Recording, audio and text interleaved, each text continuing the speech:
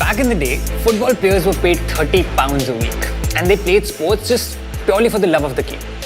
Teams had daily wage workers coming from different counties compete every weekend. And cut to 2017, PSG bought Neymar Jr. from Barcelona for a crazy 222 million euros. That's like 2,000 crore rupees and 9 million euros more than the GDP of the country Burundi. This transfer has gone down in history, and it just goes to show that how much the game has changed and evolved since then. Welcome to On the Money, and today we're breaking down the business of how players get transferred both in international football and the IPL.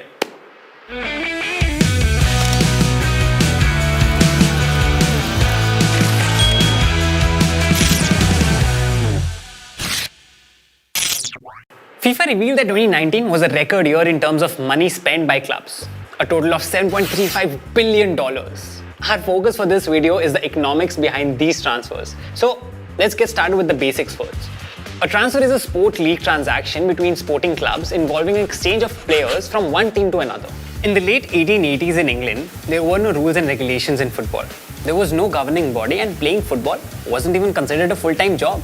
Players could just choose whichever club they want to play for. It was very much like, मेरा ball है तो मैं ही team decide करूँगा. Now, the only incentives players had to switch from one team to another was money. Club owners would just poach the best players from each other, offering them more money. So in the middle of the season, between week-to-week matches, the player would just switch the teams because क्या ही कर लेगा कोई?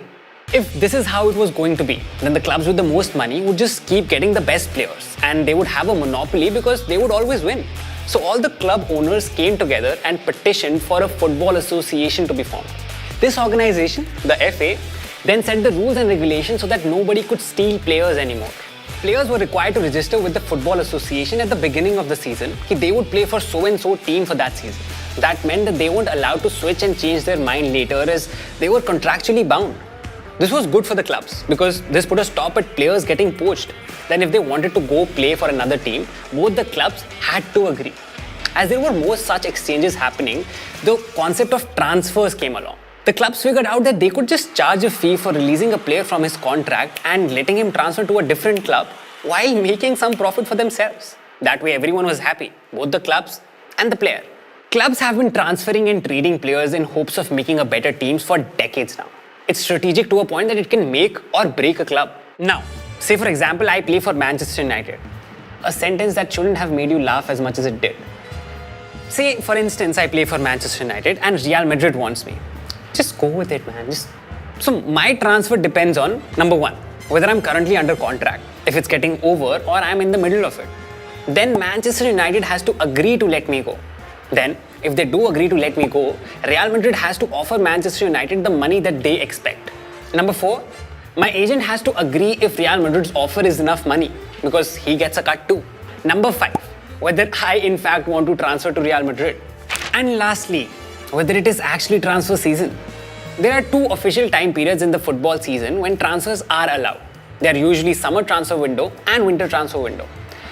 So the real question is, how does Real Madrid decide how much to pay for me? So, the price depends on a discussion between four groups of people: Manchester United, Real Madrid, my agent, and myself. The negotiation of the price depends on how much they think the player is worth, how good I am, the duration of contract I have left with United, the commercial value and potential value, meaning how much money they estimate I can make for them. Once this price is decided and everybody agrees, the transfer happens. But who actually gets the cold hard cash?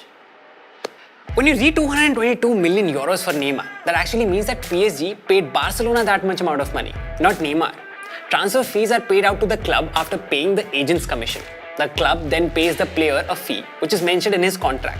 So Neymar's dad, who by the way is also his agent, reportedly got 45 million euros, and then PSG paid Neymar around 54 million euros before taxes. The perceived worth of a football player is everything.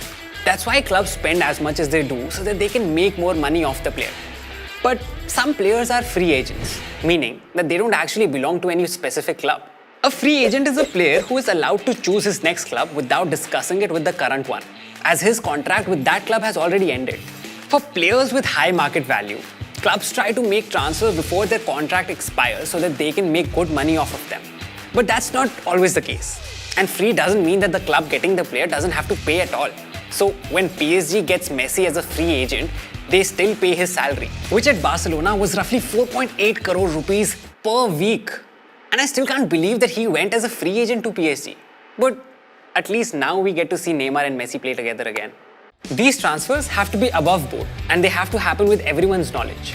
The reason that there are rules in place is to avoid any poaching or shady deals. FIFA keeps an eye out for any sort of foul play.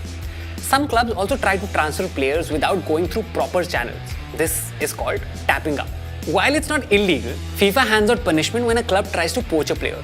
In 2005, the then Arsenal left-back Ashley Cole was spotted with the former Chelsea manager Jose Mourinho in London, and as a result of which, everyone got fined. Recently, Jadon Sancho, a 21-year-old winger, was transferred from Borussia Dortmund to Manchester United for around 73 million pounds. This transfer was still considered to be a bargain, which goes to show that how common these big numbers have become in the football transfer market.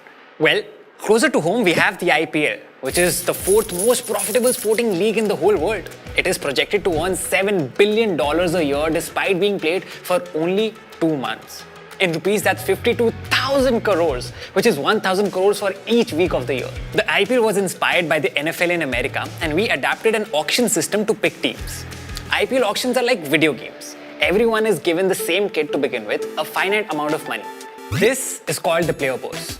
Each franchise has a purse of rupees 85 crores and they are required to spend at least 75% of its player purse to make their IPL lineup.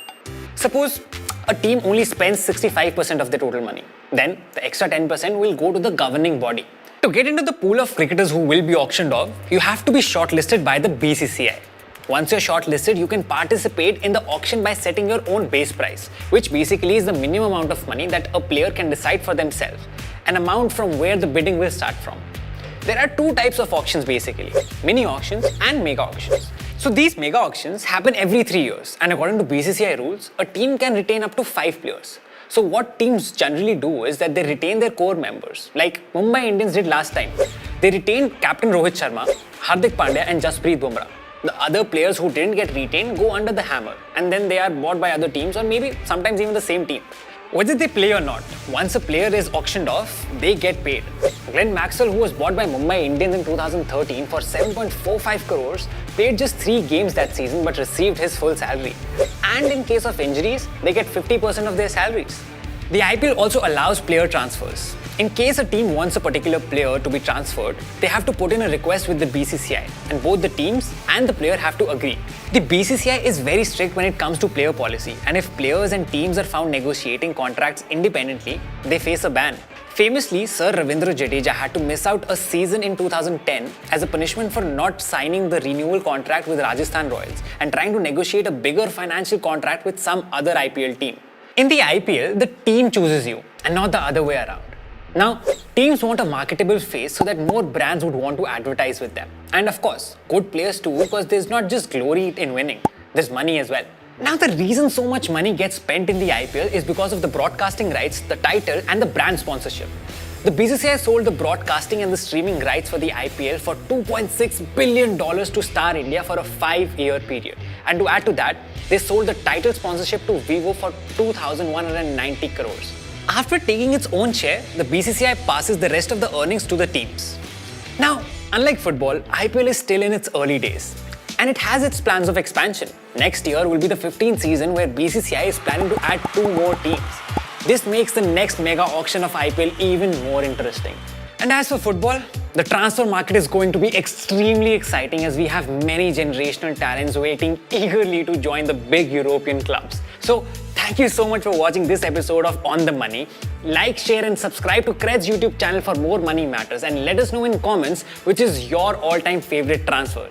Mine was Hazard when he joined Real Madrid. Oh my god, that was so cool. But I was really sad when he never got to play because he was injured all the time. But anyway, that's another video, I guess. Thanks for watching.